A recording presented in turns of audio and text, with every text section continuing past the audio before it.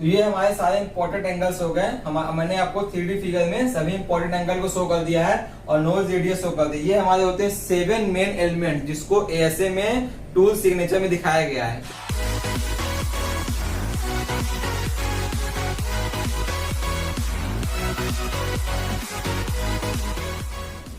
Hello everyone, welcome to my YouTube channel Mackens talks. तो friends, आज हम start करेंगे अपने यूपीआई जे पेपर का पार्ट नंबर 11।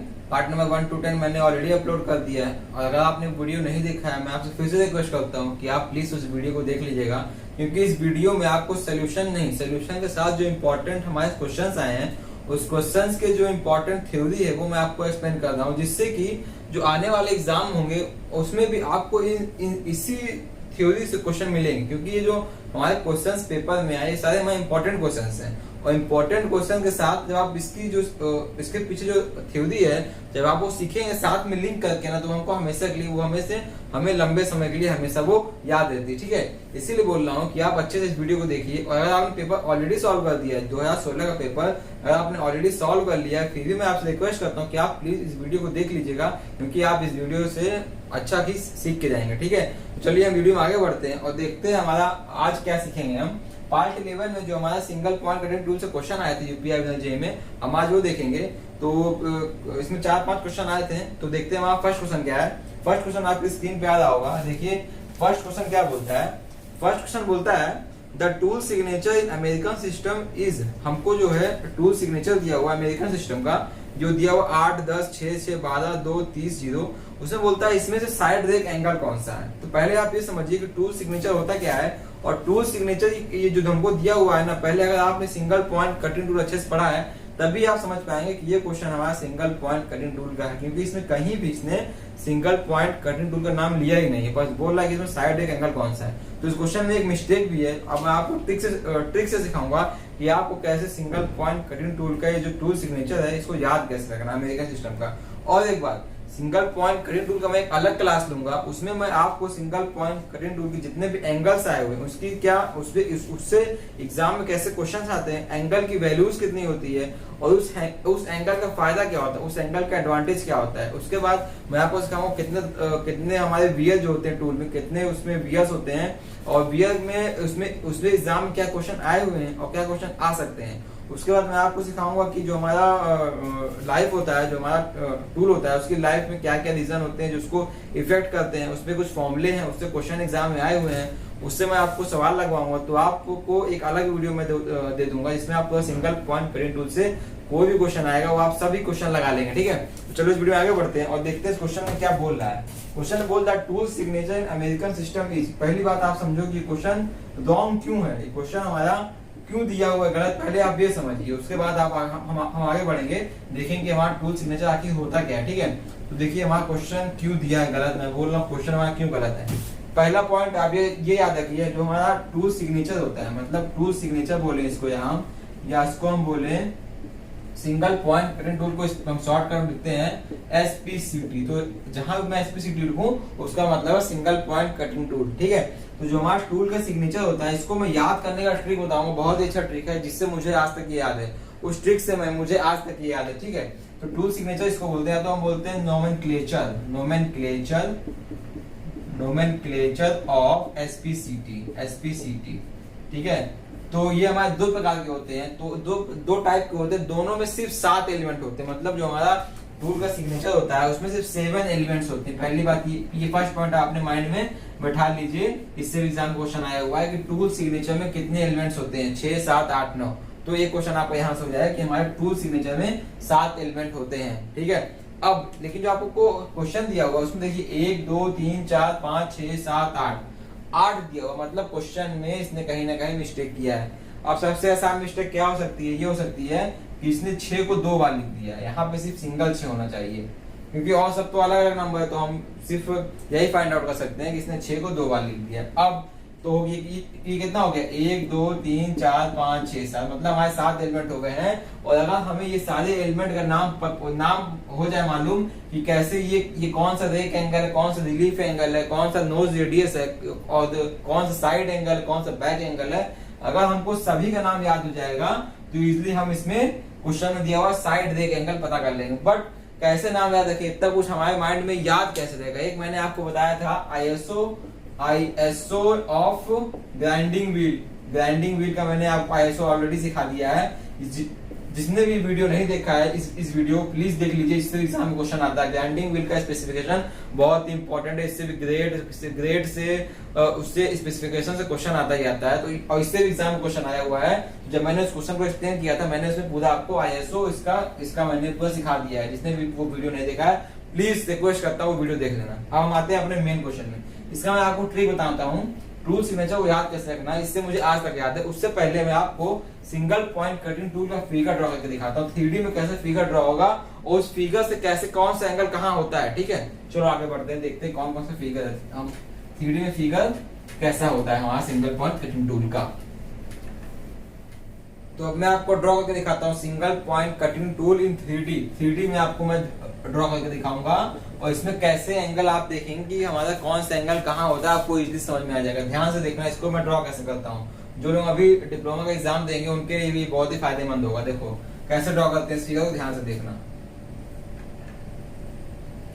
इसको ऐसे बनाया, उसके बाद इसको ऐसे, ठीक है, ये हमारा ऐसे, इसको यहाँ से हल्का सा एंगल होता है, यहाँ पे ये एंगल हो गया।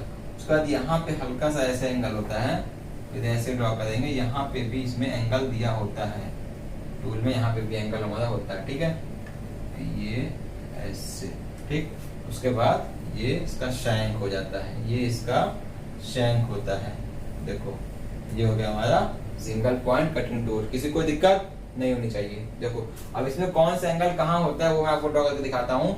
ये हमारा होता है रेक फेस, ये होता है हमारा रेक फेस, और ये होता है हमारा फ्लैंक, ये होता है हमारा फ्लैंक। ठीक है, ये होता है हमारा फ्लैंक, ऐसे फिर ऐसे, ये होता है हमारा फ्लैंक और ये होता है हमारा रेक। देखो रेक फेस पे कौन सा वियर होता है, फ्लैंक फेस पे कौन सा वियर होता है, इससे भी एग्जाम में क्वेश्चन आया है और इससे और क्या क्वेश्चन बनते हैं वो भी मैं आपको एक्सप्लेन कर दूंगा। बस आप वीडियो में लास्ट तक देखते रहिए वीडियो को, कैसे मैं अपने इस YouTube चैनल पे अपने इस पेपर को सॉल्व कैसे कराता हूँ। ठीक है, देखो इसमें एंगल कैसे कैसे होता है, इसमें हमें एंगल कैसे कैसे याद रखना है। पहला एंगल जो होता है वो यहाँ से, ये जो एंगल दिख रहा है आपको ना, ये जो एंगल दिख रहा है हमारा, ये हमारा होता है साइड रेक एंगल। साइड, ध्यान से देखो, ठीक है, साइड रेक एंगल, ये होता है हमारा साइड रेक एंगल। ठीक, उसके बाद इधर देखो, जिसको जब हम साइड में देखते हैं ना तो ये हमको एंगल साफ साफ दिखाई देते हैं, इसीलिए इसको बोलते हैं साइड रेक एंगल और इसको बोलते हैं साइड रिलीफ एंगल। इस एंगल को हम बोलते हैं side relief angle, side relief angle.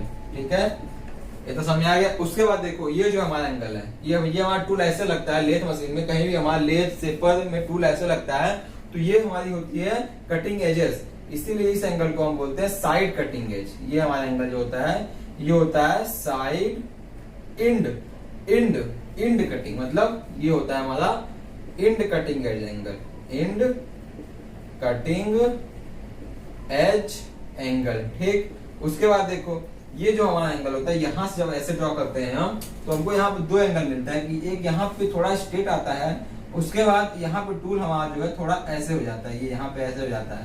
तो यहाँ पे देखो टूल यहाँ पे हल्का सा डिफ्लेक्ट करता है, यहाँ पे आने के बाद टूल यहाँ हल्का सा ऐसे होता है, तो यहाँ पे दो एंगल हमको मिलता है। यहाँ पे एक एंगल ऐसे मिलेगा हमको, एक एंगल इसके बीच मिलेगा और एक एंगल हमको मिलेगा इसके बीच में, मतलब इसके बीच में। समझ में आ रहा है? यहाँ पे टूल हल्का सा और एंगल ले लेता है तो यहाँ पे हमको दो एंगल मिलता है। इस वाले को हम बोलते हैं end relief angle, end relief angle, end relief angle. ठीक, और इस वाले एंगल को हम बोलते हैं end clearance angle, end clearance angle. ठीक, तो समझ में आ गया। अब देखो ये जो हमारा एंगल बनाता है, यहाँ से ये जो एंगल बनाता है, ये वाला एंगल, इस वाले एंगल को हम बोलते हैं side cutting edge angle, side cutting edge angle. ठीक, समझ में आया ना कि एंगल कहाँ कहाँ से ड्रॉ हो रहा है। ये हो गया हमारा साइड रेक एंगल, ये हो गया हमारा साइड रिलीफ एंगल, ये वाला फ्लैंक बना रहा है हमारा साइड कटिंग एज एंगल, ये वाला ये यहाँ से जो टूल का फेस है ये बना रहा है इंड रिलीफ एंगल और अगला बना रहा है इंड क्लियरेंस एंगल। ठीक, ये हमारा हो गया इंड कटिंग एज एंगल। और कोई एंगल बचा, कितना एंगल हो गया? 1 2 3 4 5 6 हमारा एक एंगल और कहीं छूट रहा है, वो देखो वो एंगल कैसा होता है। जब इस टूल को हम सामने से देखेंगे ना तो टूल हमको ऐसे दिखाई देगा, ऐसे ऐसे, ये हमको ऐसे टूल दिखाई देगा। तो ये जो हमारा फेस था इसी को हम बोलते हैं रेक फेस। तो रेक फेस हमारा बेस के जो समांतर लाइन खींचेंगे हम, जो बेस के हमारी पैरेलल लाइन जाएगी उससे जो एंगल बनता है नीचे रेक फेस पे, उसको हम बोलते हैं बैक रेक एंगल। मतलब ये वाला, इसको हटाता हूं मैं रेक को, तो ये जो एंगल इस लाइन से इस लाइन के बीच जो एंगल बनेगा हमारा, ये वाला एंगल, इसी को हम बोलते हैं back rake angle. Back rake angle, back rake angle. एक हमारा हो गया बैक रेक एंगल और एक हमारा हो गया साइड रेक एंगल। एक हमारा हो गया साइड रिलीफ एंगल और एक हमारा हो गया इंड रिलीफ एंगल। एक हमारा हो गया इंड कटिंग एज एंगल और एक हमारा हो गया साइड कटिंग एज एंगल। यही 6 इंपॉर्टेंट एंगल्स हमारा टूल के, जो हमारा टूल का क्या कहते हैं सिग्नेचर होता है एएसए का, उसमें यही 6 एंगल इंपॉर्टेंट होते हैं। और एक हमारा होता है नोज रेडियस, ये होता है हमारा नोज रेडियस। नोज रेडियस, इससे टूल की लाइफ बहुत ही अच्छी खासी, इस पे टूल की लाइफ हमारी डिपेंड करती है नोज रेडियस पे। इससे भी एग्जाम में क्वेश्चन आया हुआ है, नोज रेडियस पे भी एग्जाम में क्वेश्चन आया हुआ है। आपने ऑलरेडी पेपर सॉल्व कर लिया होगा और आपने उसको याद कर लिया होगा, बट मैं आपको इस पेपर में जो और डीपली क्या क्या सिखा सकता हूँ वो मैं आपको सिखा रहा हूँ, ठीक है। देखो, तो ये हमारा हो गया नोज रेडियस, ये हमारे एंगल्स हो गए। ये इतना समझ में आ गया सबको?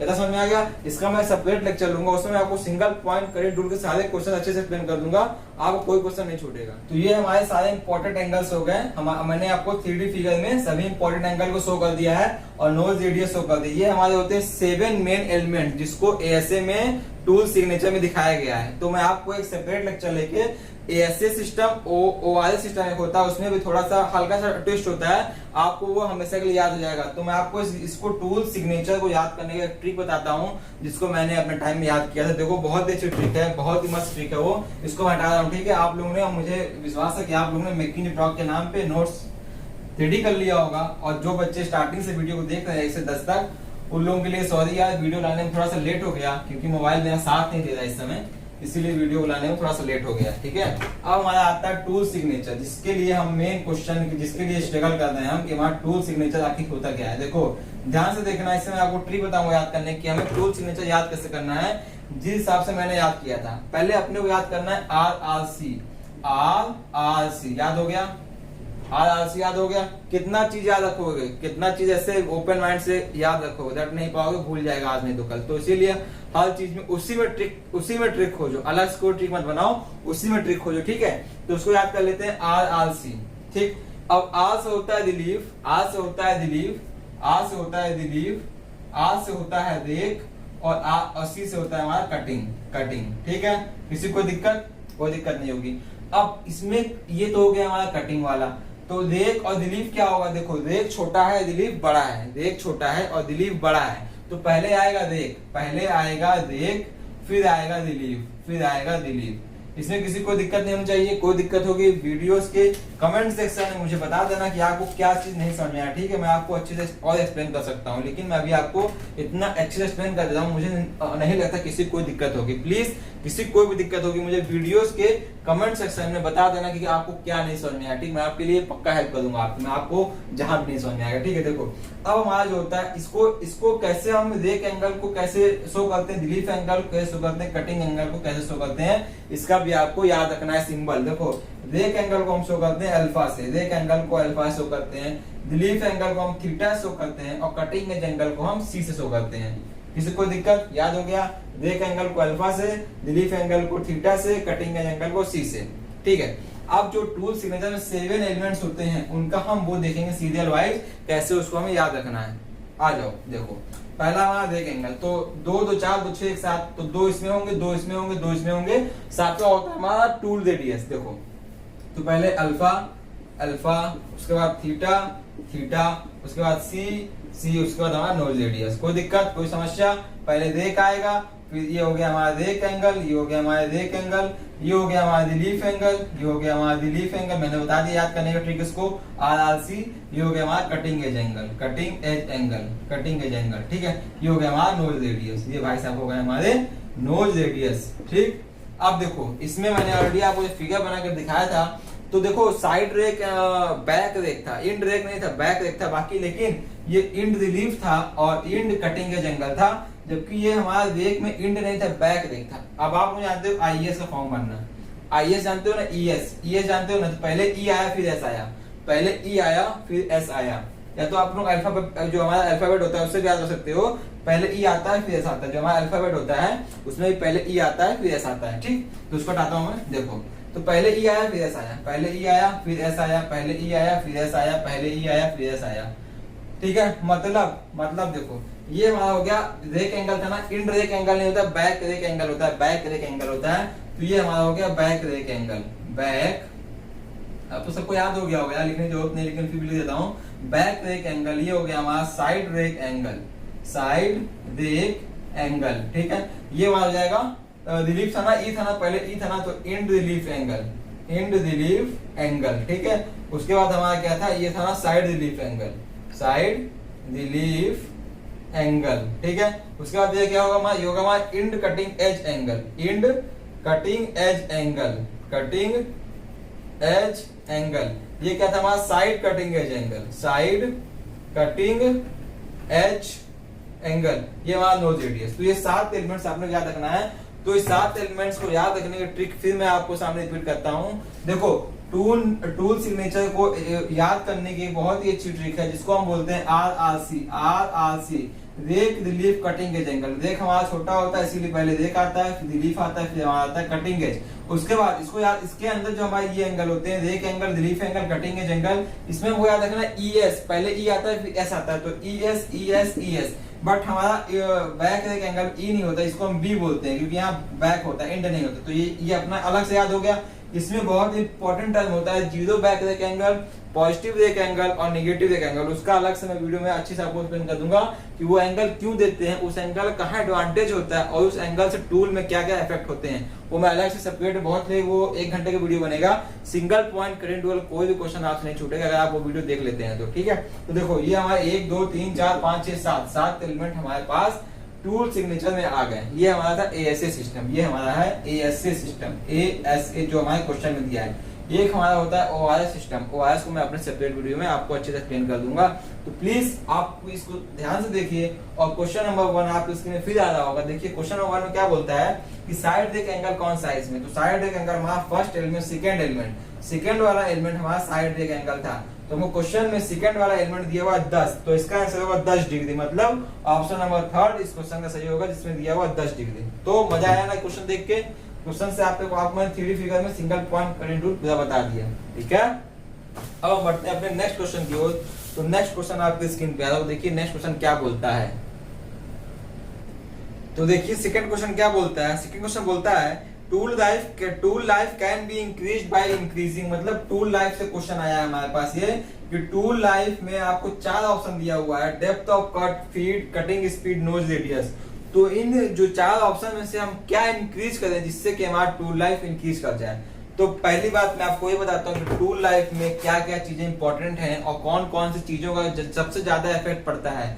इससे ऑलरेडी एग्जाम में क्वेश्चन आया हुआ है। तो देखिए टूल लाइफ में अपनी 4 चीजें इंपॉर्टेंट होती हैं। ये जो 4 ऑप्शन दिया हुआ है, ये 4 चीजें टूल लाइफ में बहुत इंपॉर्टेंट रोल प्ले करती हैं, बट एक करेक्ट सीक्वेंस में। सबसे ज्यादा इंपॉर्टेंट कौन सा रोल प्ले करता है आप वो देखिए। देखिए टूल लाइफ में 4 चीजें होती हैं, देखो पहला, दूसरा, तीसरा, चौथा। पहला होता है हमारा कटिंग स्पीड। सबसे ज्यादा इंपैक्ट हमारा डालता है कटिंग स्पीड। टूल लाइफ में सबसे ज्यादा इंपैक्ट डालता है हमारा कटिंग स्पीड। सेकंड हमारा इंपैक्ट डालता है फीड, टूल का फीड। थर्ड हमारा इंपैक्ट डालता है नोज का रेडियस, नोज रेडियस। फोर्थ हमारा इंपैक्ट डालता है डेप्थ ऑफ कट। तो ये आप सीरियल नंबर आप इसको अच्छे से याद कर लीजिए। आपको सिंगल पॉइंट कटिंग टूल में ये क्वेश्चन कहीं ना कहीं देखने को मिल जाएगा। इसलिए ये 4 चीजें टूल लाइफ में बहुत इंपॉर्टेंट रोल प्ले करती हैं। जो सीक्वेंस में लिखा हूं वही सीक्वेंस में ये रोल प्ले करती है। पहला हमारा प्ले करता है कटिंग स्पीड, सेकंड हमारा feed, third nose radius, fourth depth of cut, ठीक है। अगर आपको देखो पहला क्वेश्चन क्या बोलता है कि टूल लाइफ को इन 4 चीजों में से किस चीज को इंक्रीज करके टूल लाइफ को इंक्रीज कर सकते हैं। देखो समझो इसको, समझो।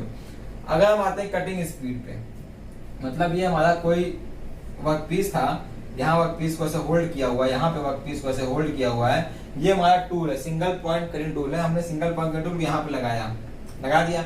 स्पीड इंक्रीज कर गई, जो हमारा वर्क रोटेट कर रहा है उसकी स्पीड इंक्रीज कर गई और टूल यहाँ लगा हुआ है। तो जब स्पीड इंक्रीज करेगी तो टूल यहाँ लगा होगा, टूल यहाँ से यहाँ तक आएगा, ट्रेवल करके इसको काटेगा, लेकिन बहुत ही फास्ट स्पीड रहेगी, तो फ्रिक्शन बहुत स्पीड में होगा, जिससे कि बहुत ही तेजी से हीट का जनरेशन होगा। तो हीट जनरेशन होगा तो यहाँ पे टूल हमारा हीट कर जाएगा, जिससे कि टूल की लाइफ डिक्रीज कर जाएगी। मतलब अगर हम कटिंग स्पीड बढ़ाएंगे, ज्यादा ऊपर लेके जाएंगे, एक ऑप्टिमम स्पीड होती है, उससे ऊपर लेके जाएंगे तो हमारे टूल की लाइफ डिक्रीज करेगी। ठीक है, ये हो गया। आप समझ लीजिए स्पीड का मतलब। फीड क्या होता है? फीड देखो, ये हमारा वर्क पीस है, ये हमारा, इसको हम साइड से देखेंगे, साइड भी देखेंगे इसका वर्क पीस का, ये हमारा वर्क पीस है। उसके बाद ये जो हमारी टूल की चिप्स निकल रही है, टूल नहीं वर्क पीस की चिप्स निकल रही है, और यहाँ हमारा सिंगल पॉइंट कटिंग टूल लगा हुआ है, यहाँ हमारा सिंगल पॉइंट कटिंग टूल लगा हुआ है। तो जब टूल को अंदर लेके ठेलेंगे, मतलब टूल को ऐसे फीड देंगे, उसी को बोलते हैं फीड, ये होता है हमारा फीड। जब टूल को हम फीड देंगे, तो जब ज्यादा फीड दे देंगे तो हमारा ज्यादा टूल अंदर घुसेगा, मतलब जो थिकनेस होगी चिप की वो अधिक निकलेगी,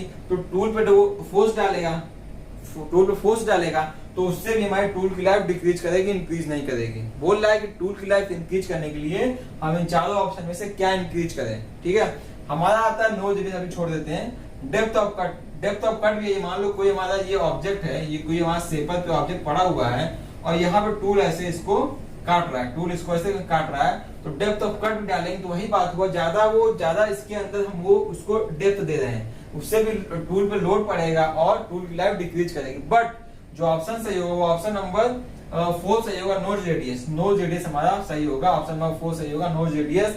क्योंकि जो मैंने आपको ऑलरेडी 3D फिगर बताया था, तो जो हमारी टूल था, ऐसे जो हमारा टूल था, ये हमारा टूल था, तो टूल पे जो ये नोज रेडियस होता है ना, इसको हम एक ऑप्टिमम लेवल तक इंक्रीज कर देते हैं, जिससे कि हमारी टूल लाइफ इंक्रीज कर जाती है।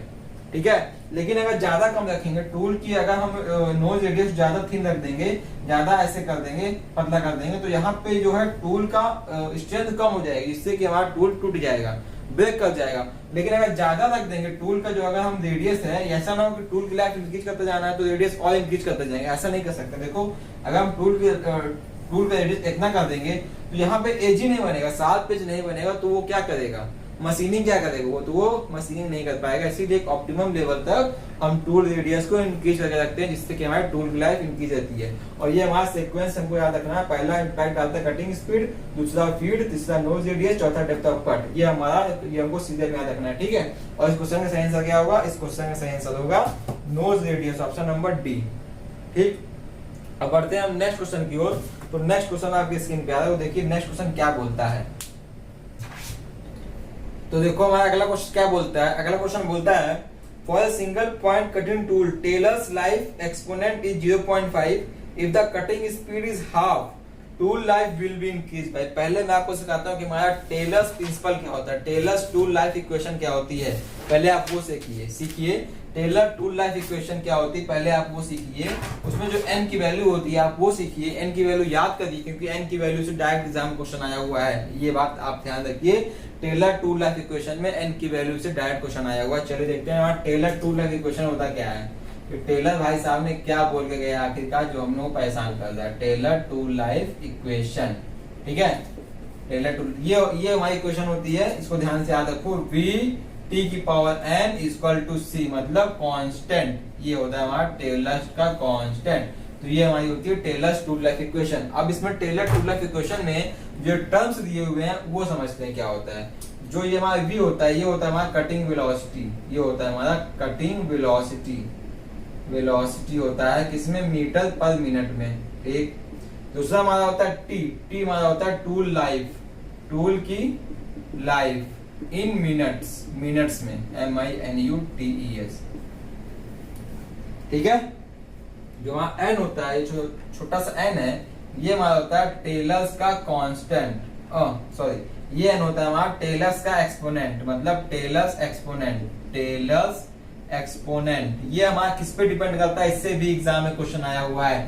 टेलर्स का एक्सपोनेंट किस पे डिपेंड करता है, इससे एग्जाम में क्वेश्चन आया हुआ है। ये डिपेंड करता है depending mainly on cutting tool material, depending mainly on cutting tool material, ठीक है।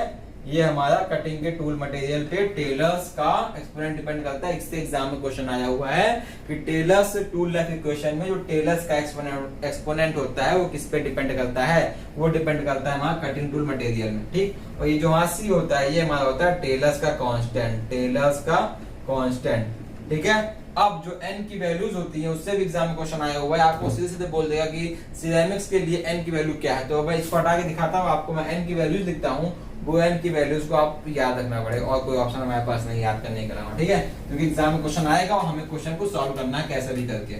चलो देखते हैं n की वैल्यू क्या क्या होती है हमारी, इसमें n की वैल्यू क्या क्या होती है। देखो जिसमें n की वैल्यू होती है, n इक्वल टू होता है, ब्लैक मार्कर से लिखता हूँ, n की वैल्यू होती है हमारी 0.05 से 0.1, याद रखो 0.05 से 0.1, ये होती है हमारी for high carbon steel, HC steels के लिए, HC स्टील्स के लिए।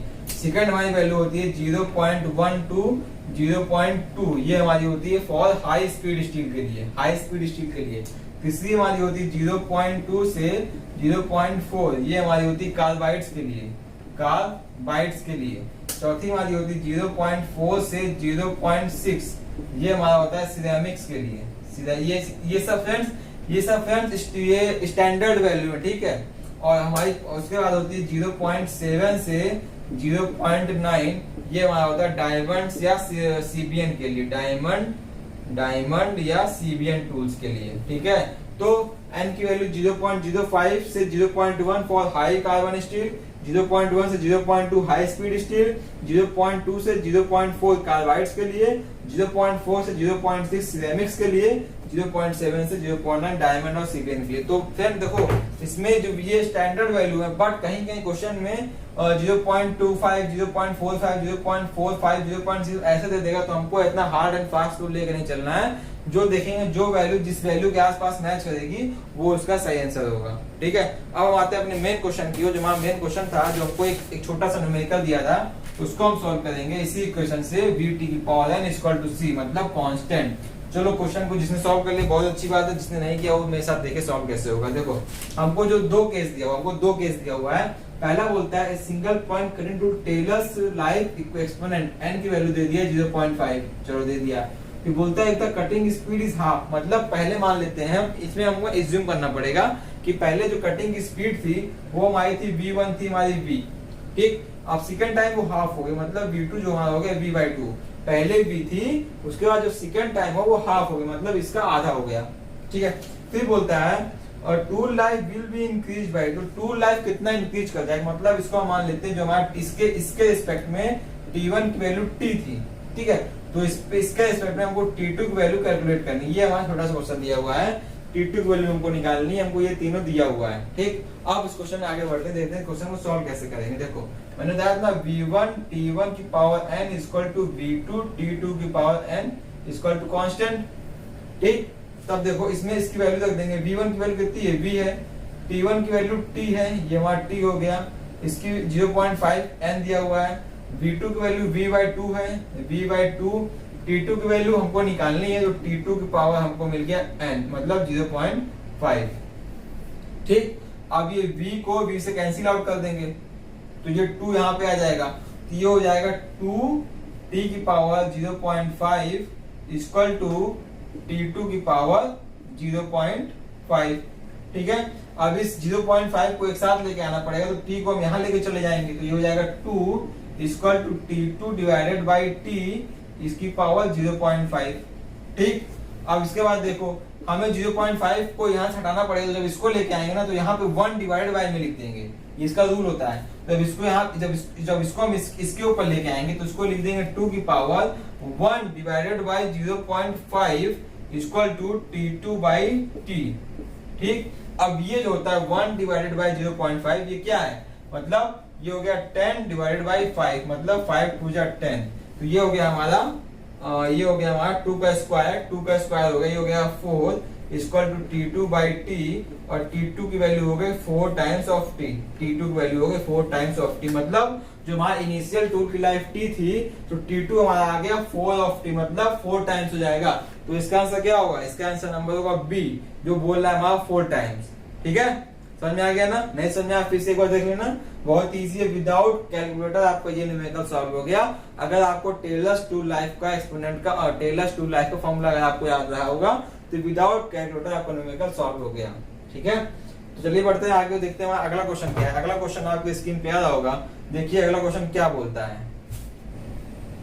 तो देखो हमारा नेक्स्ट क्वेश्चन क्या बोलता है। नेक्स्ट क्वेश्चन बोलता है on which of the following surface flank beer occurs. Flank beer किस सरफेस पे होता है? तो पहली बात मैं आपको ये बता दूं, हमारे टूल में दो प्रकार के बियर होते हैं, हमारा होता है क्रेटर बियर, एक होता है हमारा फ्लैंक बियर। देखो क्रेटर बियर जो हमारा होता है वो हमारा रेक फेस पे होता है। जो हमारा रेक फेस, मैंने आपको टूल का फिगर बनाया था अभी से पहले 3D फिगर, उसमें जो रेक फेस होता है ऊपर वाला, उसके ऊपर हमारा होता है क्रेटर बियर। ठीक है, उसका जो हमारा फ्लैंक बियर होता है, flank beer basically flank face पे होता है। जो उसका मेन क्वेश्चन होता है बेसिकली फ्लैंक फेस पे होता है, बट कभी कभी क्वेश्चन में हमको फ्लैंक फेस नहीं, यहाँ मैंने आपको एक एंगल यहाँ पे ड्रॉ करके दिखाया था जिसको मैंने बोला साइड रिलीफ एंगल। इस एंगल को मैंने बताया था आपको side relief angle, side relief angle. तो मतलब इसमें ऑप्शन नंबर सी दिया हुआ है कि रिलीफ फेस ऑफ टूल, तो उसने फ्लैंक फेस को ही बोल दिया relief face, relief face of tool. इसने फ्लैंक फेस को ही बोल दिया रिलीफ फेस ऑफ टूल। मतलब जो हमारा फ्लैंक बियर होता है वो हमारा होता है फ्लैंक फेस पे या तो रिलीफ फेस पे, इसी को बोलते हैं फ्लैंक फेस या रिलीफ फेस। और हमारा जो होता है ये वाला बियर होता है हमारा, ये बियर हमारा होता है रेक फेस पे। तो क्वेश्चन का ऑप्शन नंबर सी सही होगा, रिलीफ फेस ऑफ टूल। जबकि क्वेश्चन में जो इन्होंने ऑफिशियल आंसर की दिया है उन्होंने दे दिया रेक फेस ऑफ टूल, जबकि रेक फेस टूल के रेक फेस पे हमारा क्रेटर बियर होता है, ना कि फ्लैंक बियर। फ्लैंक बियर हमारा हमेशा फ्लैंक फेस पे या रिलीफ फेस पे होता है। ठीक है, अब इसको मैं आपको एक फिगर बना के दिखाता हूँ, ये कैसे फिगर में हम इसको ड्रॉ कर सकते हैं।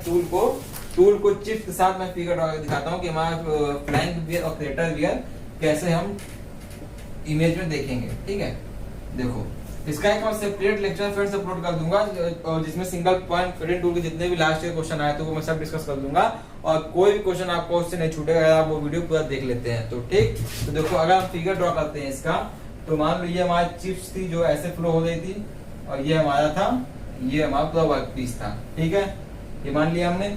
और जो हमारा टूल होगा, टूल को मान लेते हैं हम ऐसे, टूल को मान लेते हैं कि हमारा टूल जो है ऐसे इसके अंदर घुस गया है हमारा टूल, ये हमारा मेन टूल हो गया, और ये इसके अंदर चला गया है ये टूल, और सॉरी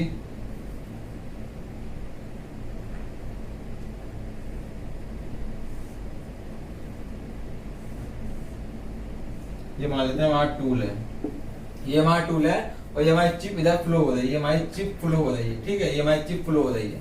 ठीक, और ये हमारा वर्कपीस आगे बढ़ रहा है और हमारा टूल इधर बढ़ रहा है। देखो, तो जो इसका रेक फेस होगा, ये वाला जो होगा ये टूल हो गया, तो जो यहाँ पे जो इसका रेक फेस होगा, ये वाला रेक फेस होगा इसका, तो यहाँ पे हमारा होता है क्रेटर बियर, यहाँ पे हमारा होता है क्रेटर बियर, क्रेटर बियर जो इसका रेक फेस जो होता है। ठीक है, और जो इसका साइड होगा, ये वाला जो फेस होगा यहाँ पे, यहाँ जो साइड फेस होगा इसका, यहाँ पे हमारा होता है फ्लैंक बियर, यहीं पे हमारा होता है फ्लैंक बियर, जो या तो ये फ्लैंक फेस पे होता है या तो फ्लैंक फेस को ये बोल देता है रिलीफ फेस। जो हमारा क्वेश्चन में दिया हुआ है रिलीफ फेस, रिलीफ फेस जो हमको दिया हुआ क्वेश्चन में उसी को बोल दिया है इसने फ्लैंक बियर हमारा रिलीफ फेस पे होता है या तो फ्लैंक फेस पे होता है। ठीक, तो अपने को ये याद रखना है अच्छे से।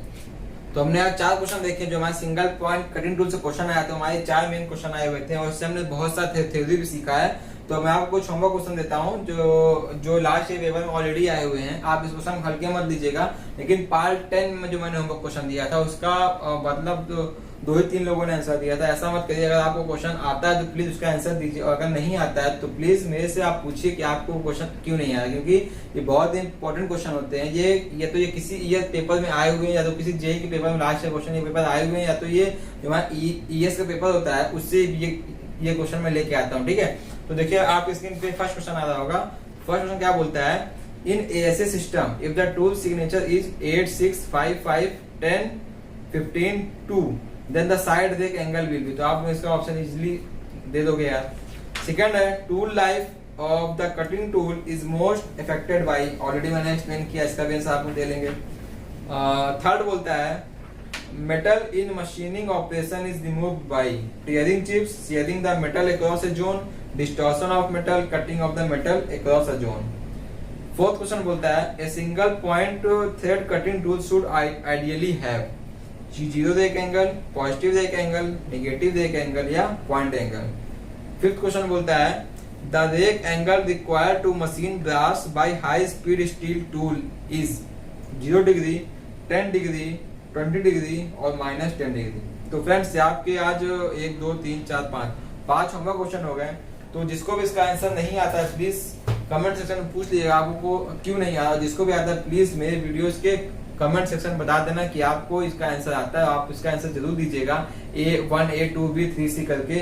तो फ्रेंड्स अगर आपको वीडियो अच्छा लगा है तो प्लीज मेरे वीडियोस को लाइक कर दीजिएगा, अपने दोस्तों के साथ शेयर भी कर दीजिएगा और अगर आप मेरे यूट्यूब चैनल पे नए हैं तो प्लीज इसको सब्सक्राइब कर लीजिएगा। ठीक है, तो हम आपसे मिलते हैं अगले वीडियो में। तब तक के लिए good night and take care.